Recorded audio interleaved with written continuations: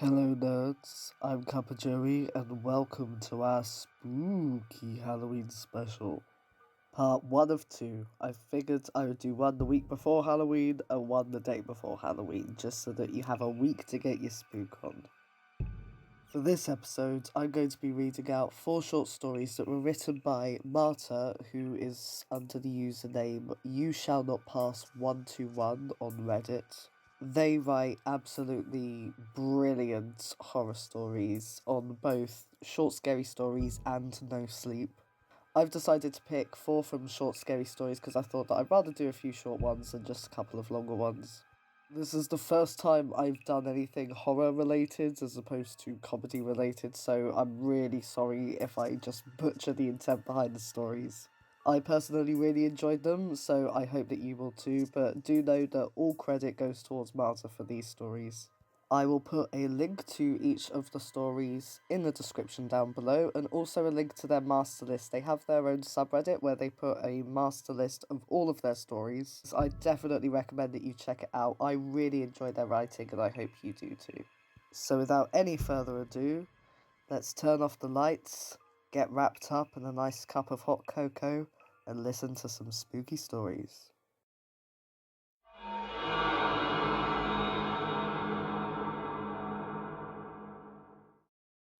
Hey Siri, turn out the lights, I said, too lazy to drag myself from the comforting warmth of my own bed. The lights dimmed as per my command, and I closed my eyes, smiling to myself. Oh, you're so lazy, came the disapproving voice of my wife. Technological advancements have made humanity too complacent, too idle. To know that all one has to do is utter a phrase and a smartphone, tablet, or computer will do as you ask is something we have all gotten used to. I've always been somewhat against this, and I never wanted to become a sheep, as they say. However, on my 28th birthday, my wife got me one of those Apple HomePods, which included voice-operated light bulbs. To be honest, I was a bit dubious at first, but it has honestly been life-changing.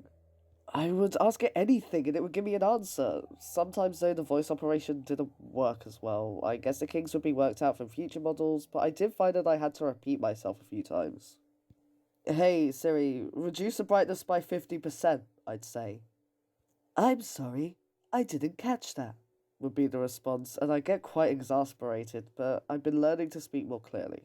My wife was becoming fed up with my obsession with the HomePod, but I would say to her that she only has herself to blame. She got it for me after all. I was learning quite a lot too. Siri would give me the best deals on holidays, it would give me the best recipes for sandwiches, it was the most reliable thing, and I have grown to really love it. Sometimes I'd see my wife standing in the doorway, her body obscured, and the expression that grabbed her face would disturb me. She'd look so utterly furious, so riled, and I would ask her what's wrong, but she would just walk away with her hands literally quivering at her sides. I'd shrug it off. One night, I was lying in bed and Siri began to speak. I was really confused because I hadn't asked it a question. What sort of places are you looking for? Here are some I've found. Reservoirs, swamps, graveyards, dumps.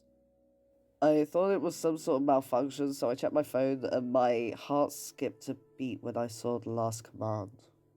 Hey Siri, I need to hide a body. I was transfixed, unable to move, the panic was surging through me. Hey Siri, dim the lights, came the voice of my wife as the lights faded. I saw what my wife was holding. It glistened in the darkness. It was a butcher knife. One from the set Siri had recommended me. It was a set of really sharp knives. According to Siri, the best on the market.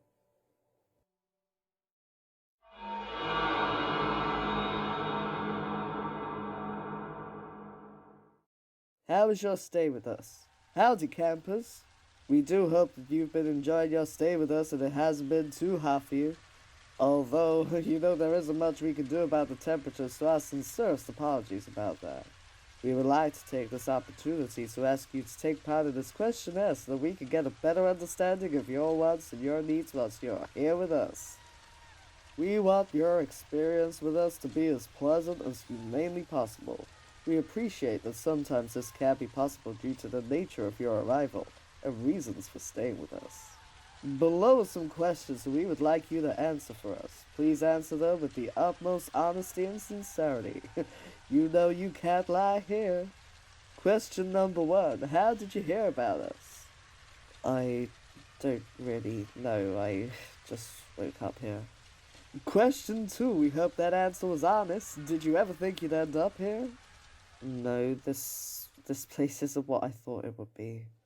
Question 3. How are you finding the temperatures? We appreciate they can be unbearable, so answer honestly. It's very, very hot here. I don't know if I can cope with the heat. It makes me want to rip my own skin off. Sometimes I can feel it melting. I can smell the ripeness of my own flesh, but I don't always know whether it's mine or someone else's. Question 4. We like watching the flesh sizzle off the bones of a human being as much as anyone else. That's why we exist, so tell us, have you been enjoying your extracurricular activities? I don't want to answer that. Let's try a different one. Have you enjoyed watching your fellow man suffer? I'm not going to answer that. Question 5. You are aware that this isn't the sort of place where dishonesty and disobedience is taken lightly? Can you hear the weeping? Can you hear the incessant gnashing of teeth? Yes. Question 6. On a scale of 1 to 666, how likely are you to recommend us to your friends, family, acquaintances? Not applicable. Question 7. Now, this question is very important, so think before you answer. Will you take yourself off the rack in exchange for someone else? If yes, remember, we get to pick who it will be.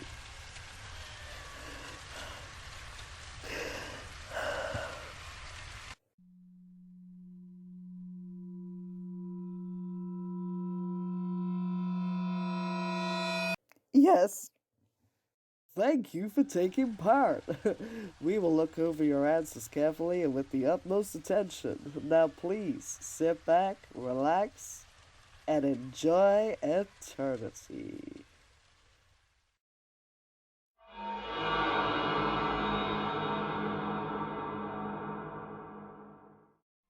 Kids can be incredibly cruel, incredibly callous. I guess as children, we don't always consider the consequences of our actions. Just not something you think about when you're 12 or 13 years old.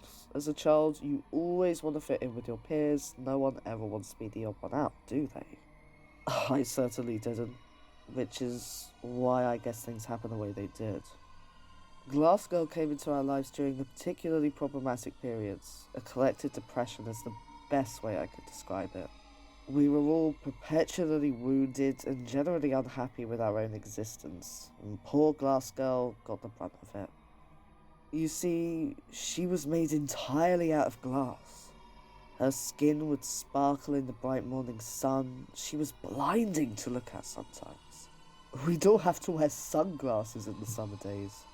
As she'd walk, her feet would clatter against the concrete floor. You'd always know when Glass Girl was around. She was so fragile, so completely dependent on those around her, but we didn't understand her. She represented our own vulnerability, and we didn't like that. So, we decided there was only one thing we could do. We lured her out with promises of kindness and candy. It was a bittersweet moment. Her jagged face was the perfect picture of betrayal when she realized what was about to happen to her. She tried to run, but how far could a body made of glass get? Not very. As we swung the baseball bats across her delicate arms, her legs and torso, she cried lead tears. We were destroying her innocence as well as ours. I didn't expect the blood, though.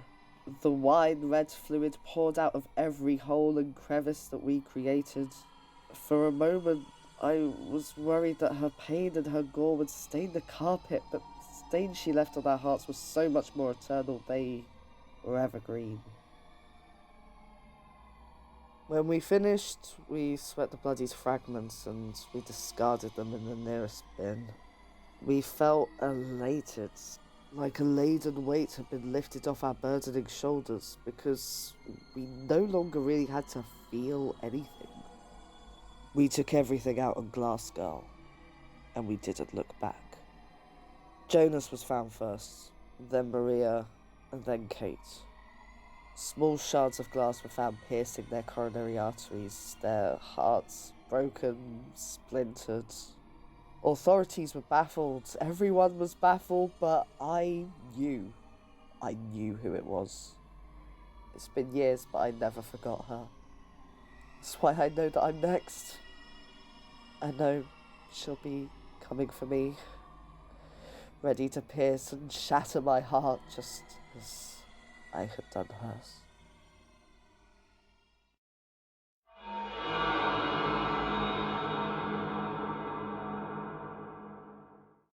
My son Travis was always quite odd. One of his favourite pastimes was keeping insects, mainly cockroaches. As a mother, of course I was concerned, as it wasn't the sort of thing that a child should have been occupying himself with, so I tried my best to discourage and foil the obsession, but there was only so much one could do. I didn't want my child to grow up hating me, so eventually I relented and I let him continue pursuing his fixation, under close eye, of course. I thought it was nothing but a fad, a whim, and something that would eventually right itself. Children are quite fickle, unpredictable, so, I wasn't overly apprehensive, not at first. As time went on, though, Travis became increasingly more consumed by his addiction. His room would be crowded with jars, buckets, a plethora of different sized containers, all filled with these slimy, winged creatures. It was disgusting, as well as disturbing, but I was at a loss for what to do. Every time I tried to put my foot down and get him to dispose of them, the next day, as if by miracle, there would be double the amount of squirming things. Travis was changing too. He was becoming more withdrawn, quiet, and aloof. Basically, it wasn't the sort of behaviour that a 10-year-old should be exhibiting. I started to hear peculiar sounds emanating from within his room too. Sounds of chewing, crunching. When I'd take a peek, I'd see Travis lowering one of the roaches into his mouth. They would wriggle and protest, but Travis would shut down their complaints by a loud and hard smack of his little teeth. He would sit and chew for a long time before he finally swallowed, and my flesh would be assaulted by goosebumps watching him. I had decided that enough was enough when I watched him put his hand down his throat and retrieve a spiked leg. A few nights later, I was in bed. My deep sleep was interrupted by the sounds of scratching. As I suspected, the noises were coming from within Travis's room.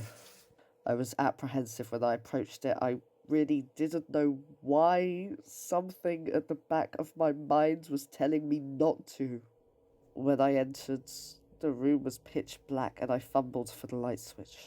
When I flicked it on, the sight that assaulted my eyes was unspeakable. Roaches filled every crevice of the room, every little hole. They were everywhere. They squirmed and scurried all over each other. Travis was leaning over Gemma, my infant daughter. I watched as my baby's stomach constricted, morphed, and quivered. Then the skin ripped open, splitting at the fleshy seams. It tore apart as easy as a sheet of paper. Inside, a million cockroaches slithered and thrashed. "Travis, what have you done?" I screamed. Travis beamed happily. A crazed grin from ear to ear. "Gemma is roaches now, Mummy." And that brings us to a close for our first episode of the Halloween specials. And again, I just wanted to give a huge thank you to Marta for giving me permission to read out their stories on my channel. I really appreciate it, and thank you for writing them in the first place. I personally find them very entertaining, and I know a lot of other people do, so I hope that more people will be reading their stuff.